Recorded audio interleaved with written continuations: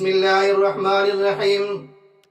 عزیزان اکرام، دن رات فلسفیاں جھاڑنے والے آزاد خیال لوگ قربانی کے موقع پر پوری طاقت سے چلاتے نظر آتے ہیں اور پورے زور سے یہ کہتے ہوئے نظر آتے ہیں کہ قربانی کے بجائے کسی غریب کی مدد کر دو، قربانی کے بجائے کسی غریب لڑکی کی شادی کروا دو۔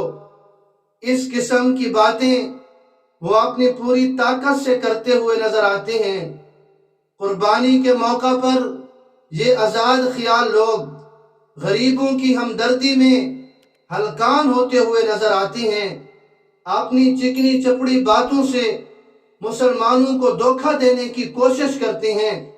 لیکن آپ ذرا غور فرمائیں، چند ایک باتیں ان آزاد خیال لوگوں کی خدمت میں رکھنا چاہوں گا کہ قربانی کا بکرا سمارٹ فون اور آئی پیڈ سے سستا ہی ہوتا ہے، لیکن کبھی کسی آزاد خیال کو یہ کہتے ہوئے نہیں سنا کہ سمارٹ فون کے بجائے کسی غریب کی مدد کر دو۔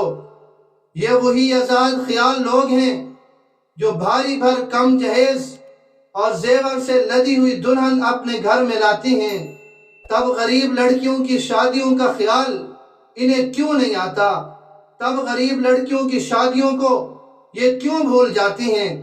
یہی لوگ دوستوں اور رشتہ داروں کی منگنی، برتھ ڈے پارٹیاں، مہندی، مایوں اور ویلنٹائن ڈے گفٹ اور اسی طرح میوزک کنسرٹ پر لاکھوں روپے سالانہ خرچ کر ڈالتے ہیں، لیکن انہیں غریب لڑکیوں کی شادی قربانی کے موقع پر ہی کیوں یاد آتی ہے؟